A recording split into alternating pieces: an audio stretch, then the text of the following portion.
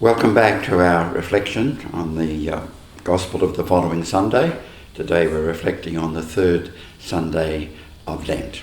I invite you now to listen to the text. The Passover of the Jews was near, and Jesus went up to Jerusalem. In the temple he found people selling cattle, sheep and doves, and the money changers seated at their tables. Making a whip of cords, he drove all of them out of the temple, both the sheep and the cattle. He also poured out the coins of the money changers and overturned their tables. He told those who were selling the doves, "Take these things out of here. Stop making my Father's house a marketplace." His disciples remembered that it was written, "Zeal for your house will consume me." The Jews then said to him, "What sign can you give us for doing this?"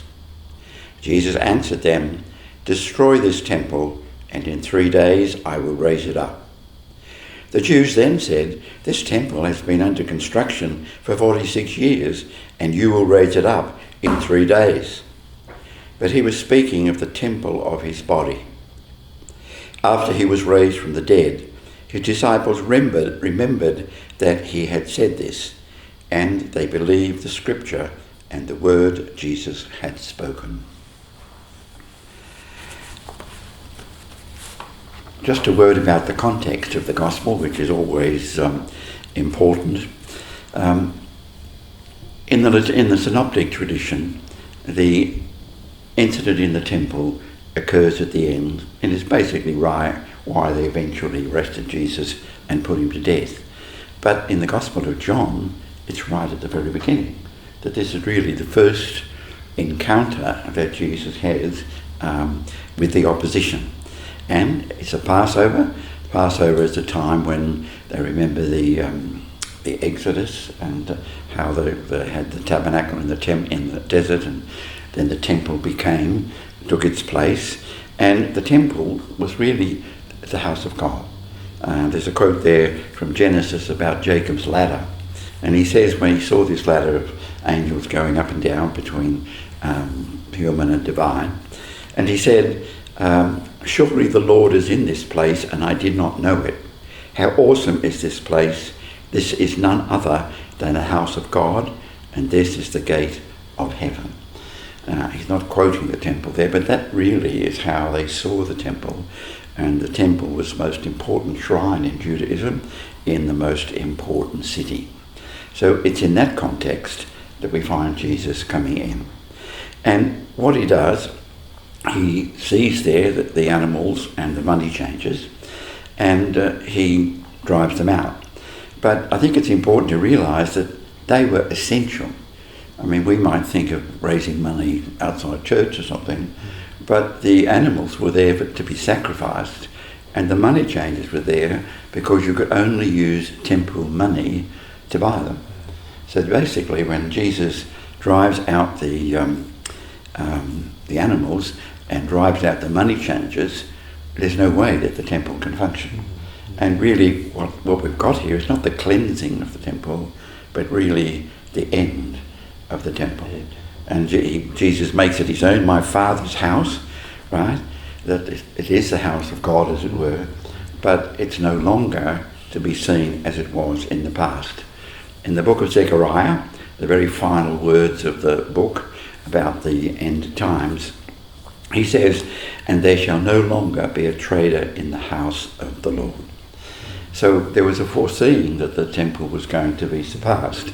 And Jesus, in talking to the woman at the well, she said, "Yes, I know you've got some worship here and worship in Jerusalem." And Jesus said, "No, in the future it will be worship in spirit and in truth." So the point being made here, I think, is that Jesus himself is taking the place of the temple, that he is the very presence of God and the very presence of humanity to God. So that first part there, which we talk about as the cleansing, is really the removal of the role of the temple, with Jesus taking its place. And then the second part of the story there is the dialogue with the Jews.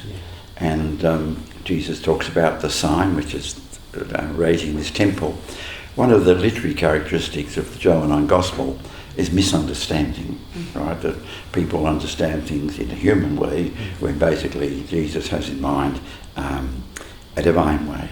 So it's not just a temple that he's talking about the sanctuary, his unique presence on earth, and through him the divine and the human come together.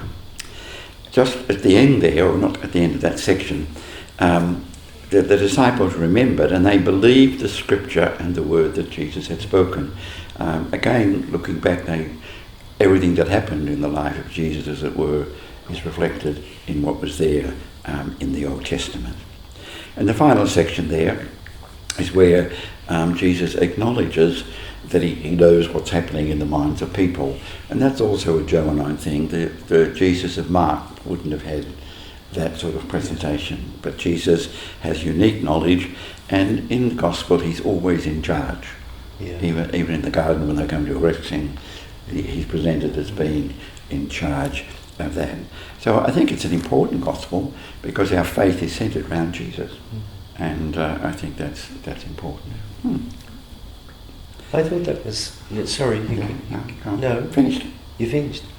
I thought that's important for us in the church today, because we can lose sight of whose church it is. Yeah. And when Jesus becomes the temple and the Father is in Jesus, so that's where God is. And it's a place of welcome to everyone. And Francis was saying that, the Pope was saying that recently, that everyone is welcome, and why we have to broaden the tent, that everyone is included. It doesn't mean that we don't have a place for worship, but we can never lose sight of the fact that Jesus is the temple. Yes. We can have the building for our worship of who Jesus is and through Jesus to the Father, but we must never lose sight of the fact of who Jesus is as the temple and the inclusion of everyone. And is that the definition of the church, the temple of God, the temple of the Holy Spirit, people of God? That three definitions of the church?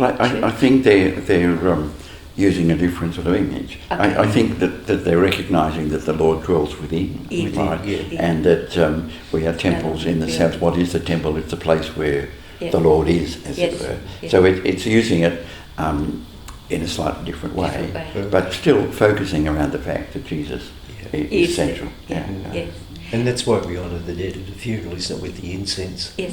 Because of in life they were a temple of the Holy Spirit. Yes. Yeah.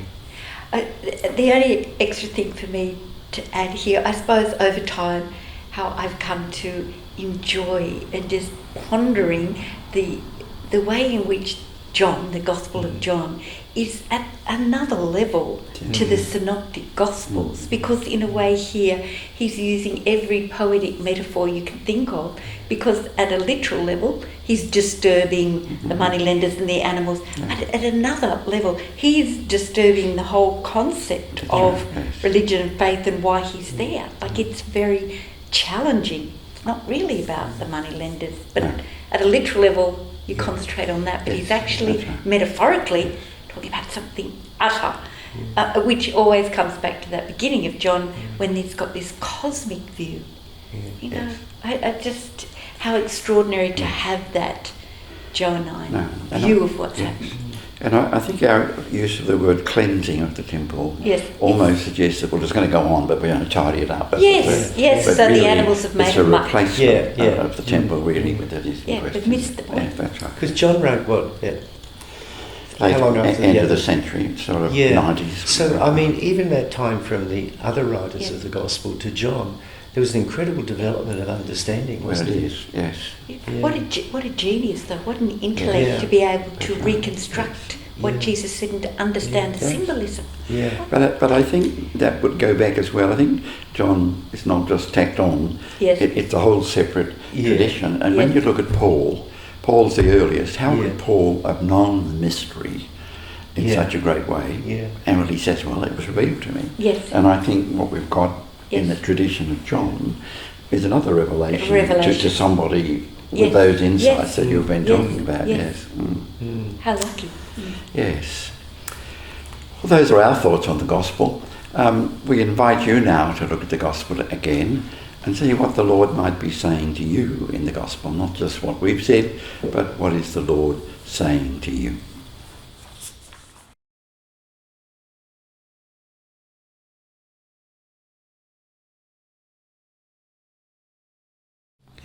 Welcome back. We invite you now to listen to the Gospel for a second time. The Passover of the Jews was near, and Jesus went up to Jerusalem.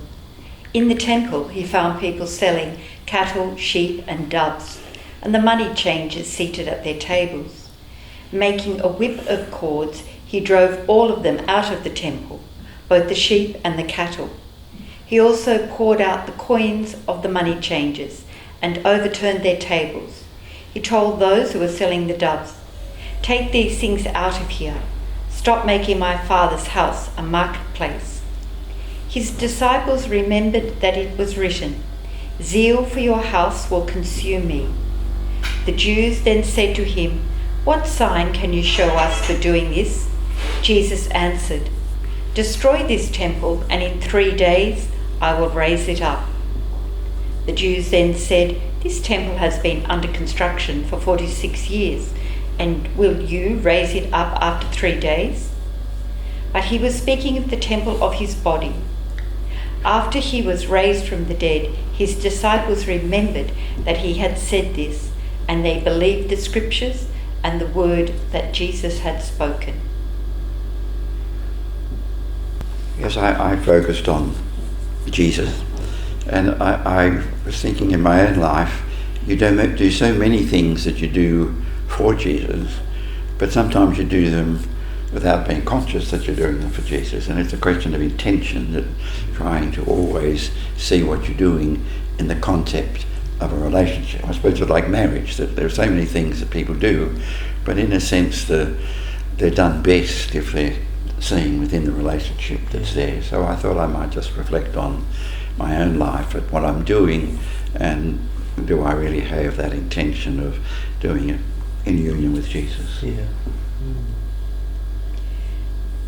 What I noticed is the word remembered, and I think it does require of me to reflect on my life. Sometimes to remember requires some time to stop and look at what's happening.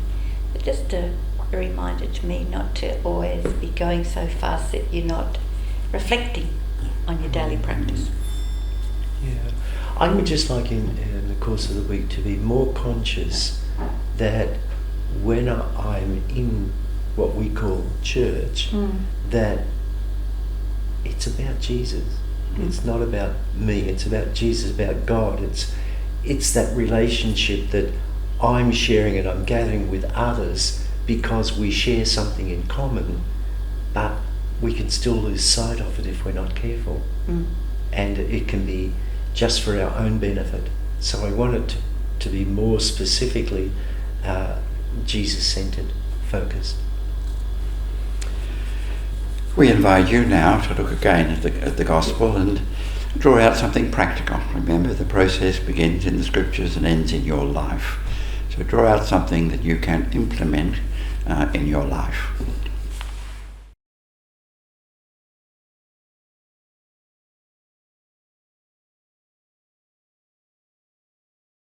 We pause for a moment now to ask the Lord to give us the strength and the courage to do what we've decided.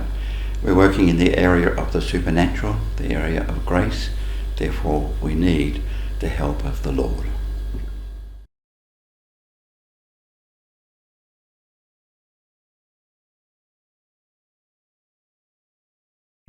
Thank you for being with us as we reflect on the Gospel of the third Sunday. Just before we conclude, I just want to mention that I've been putting things on our website, and over the next few weeks I'll put on some quotes on various issues. And today I'll put on quotes from Pope John the 23rd, which give a deep insight into his spirituality. So thank you again for being with us. We appreciate you having this time, and we hope that what we do in creating this context will help you to meet the Lord more personally in the Scriptures. we conclude with the prayer from the liturgy of the third Sunday of Lent. O God, author of every mercy and of all goodness, who in fasting, prayer and almsgiving have shown us a remedy for sin, look graciously on this confession of our lowliness, that we, who are bowed down by our conscience, may always be lifted up by your mercy through Christ our Lord.